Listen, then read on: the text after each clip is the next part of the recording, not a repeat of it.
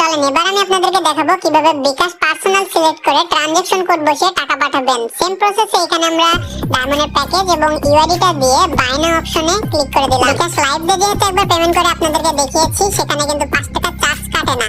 আর এখানে বিকাশ personal select করে আপনাদেরকে দেখিয়ে দিচ্ছি আপনারা কিভাবে এই ট্রানজাকশন বক্সে ট্রানজাকশন কোড বসিয়ে টপ আপ করবেন। তো দেখেন আমি কিন্তু এখানে 22 টাকা 25 ডায়মন্ডের প্যাকেজটা সিলেক্ট করছি, যার কারণে এখানে আমার অ্যামাউন্ট 22 টাকা আসছে।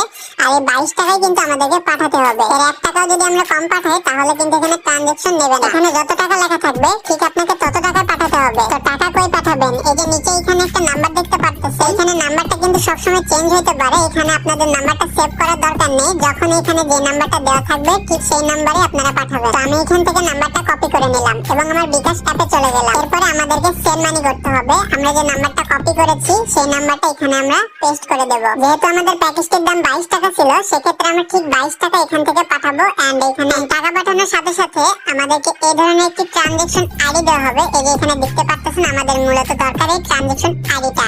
সেই ট্রানজাকশন আইডিটা কপি করে আমাদের এই বক্সে বসানো মাত্র এখানে ভেরিফাই বাটনে চাপ দেওয়ার সাথে সাথে কিন্তু আমাদের অর্ডারটা সাকসেসফুলি হয়ে গেছে। এন্ড এখানে যদি আমরা মাই অর্ডারে যাই, এন্ড এখানে অর্ডারটা কিন্তু আমাদের পেন্ডিং এ আছে। আর আপনারা জানেনই 10 থেকে 15 সেকেন্ডের ভিতরে আমাদের অর্ডারটা কিন্তু কমপ্লিট হয়ে যায়।